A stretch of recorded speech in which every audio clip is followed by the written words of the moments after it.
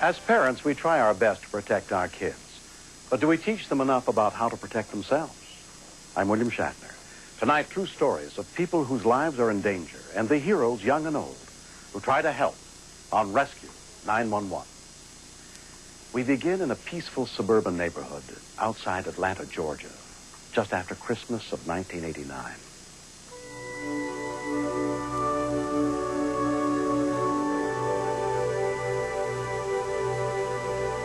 When I started crying and screaming, I didn't know what to do. The pressure of saving a child, for some reason, that is a big pressure. It was going over and over again in my mind that he was going to die. On this Wednesday afternoon, Linda Bledsoe had a quick errand to run. She left her 10-year-old daughter, Michelle, in charge of her 3 younger kids. Fred, you know what to do. I told Michelle just to put in a tape in the VCR for the 2 little ones so that they wouldn't be under her feet in her room. She had chores to do. Kimberly and Rufus, give me a kiss. She's very good with the kids. I don't hesitate to leave her. She's babysat for me quite often. The little ones listen to her sometimes better than they do me. Michelle, behave.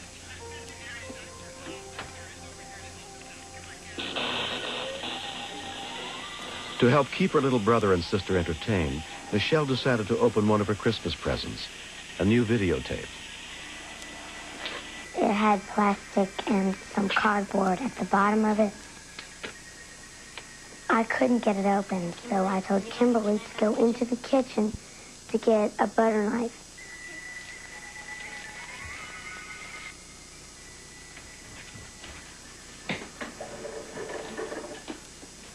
In the meantime, I had already cut it open with my nail. So just cut this in the garbage.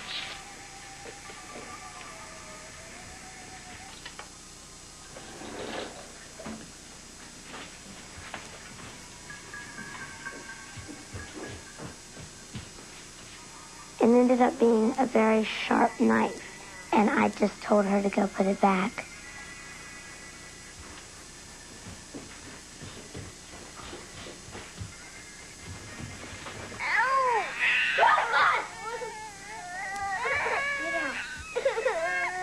From upstairs, 7-year-old Jessica heard her brother's screams. What happened? He was stabbed right below the chest, and it was a deep cut.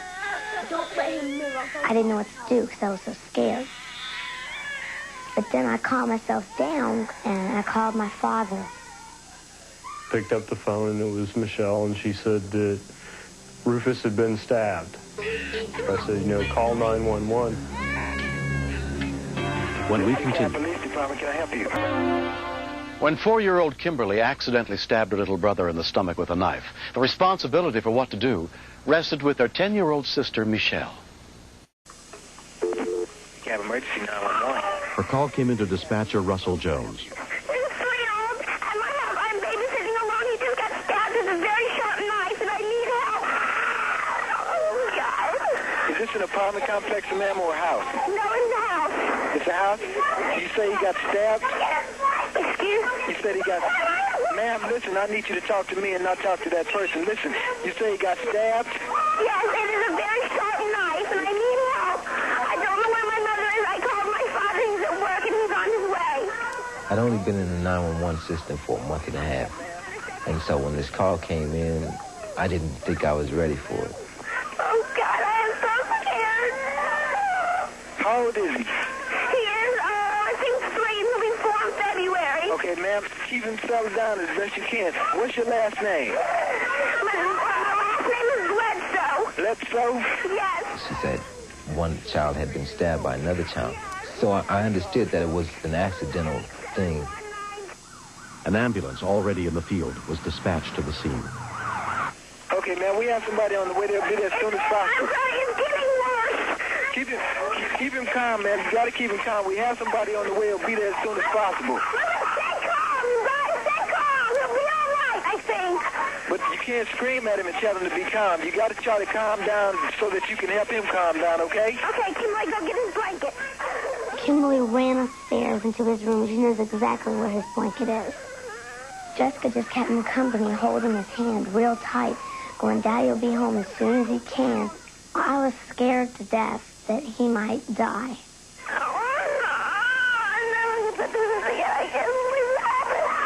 There's a point in the car where there's no talking, there's just screaming. I was trying to think of what would be most comforting to say to her at that point. Being able to just pick and choose the right conversation to try to get this person's mind off that emergency, unfortunately, doesn't come really easily. Are you babysitting or something there? Yes, I'm 10 years old. I'm too scared. Nothing has ever happened like this before. Ma'am? Yes. Okay, we have the police and the EMS on their way. The first rescue workers to arrive were paramedics David Stevens and his partner, Kathy Moncrief. Children were crying, extremely upset. What happened, girl? What happened? The feeling in the air was just all in an uproar. He's right there in the dining room. The emotions that are running through your mind, you have to do something quick. You've got to do something now. All of your energies are directed straight to this child to make sure this child is going to make it. Okay, Rufus, easy. He acted afraid of us and didn't want us to touch him. It took us a minute to get on his level and get him in communication with us so that we could calm him down and, treat him in a rational manner. Officer Janetha Baines was on patrol in the area when she got the dispatch about the stabbing. When I first looked at the wound, I looked at how open it was and how deep it was. I had to keep the other children calm because they were crying and screaming, and there was not an adult there that could have kept them under control. Just breathe in real, real deep. All right. When we realized how bad it was, and we realized Rufus needed a children's trauma center, so we called for the helicopter. Police officer Jay Rosdick was patrolling DeKalb County from the air when he got the call. Our normal mission is police work, but we back up the ambulance service within the county. We know that anytime they call us, it's a life-critical situation, and so time is of utmost importance. Level consciousness. This was a very dangerous situation. The length of the knife, it could easily have lacerated the kidney, the aorta, the spleen, any number of organs inside the body that are real dense in blood.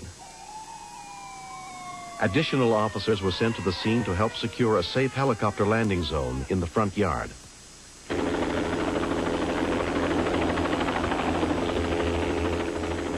I could look down and see the ambulance and police cars, so I knew the exact location.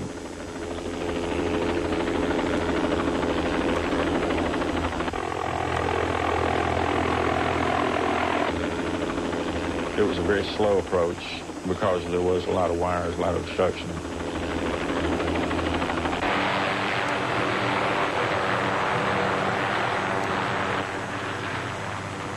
Within 5 minutes, the helicopter was on the scene.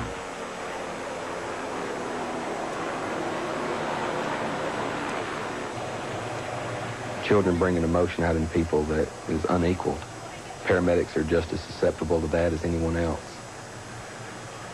You really have to concentrate on your job to keep from getting wrapped up in that emotion.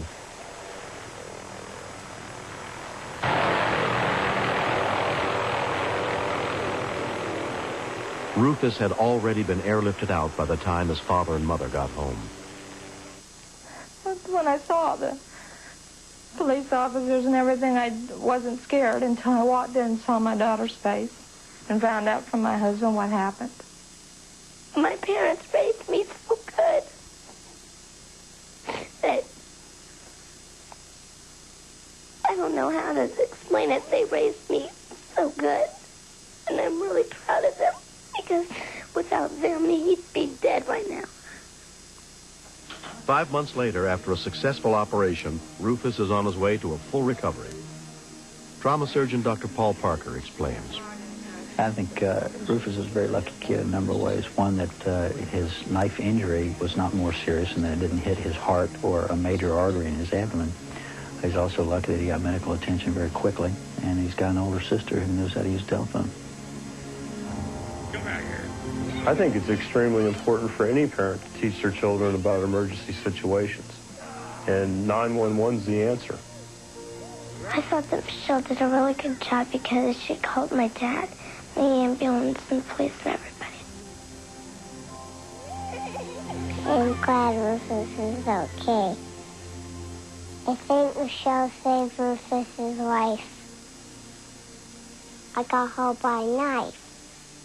I'm not better now. I see a bond between all the kids, but probably more so between little Rufus and Michelle because they are the youngest and the oldest, and they do tend to favor each other a lot. He's a real crazy boy, but we all love him. We miss him if he was gone. Next. Corley was a murderer. He didn't have anything to lose, and I knew he didn't have anything to lose. You want to die?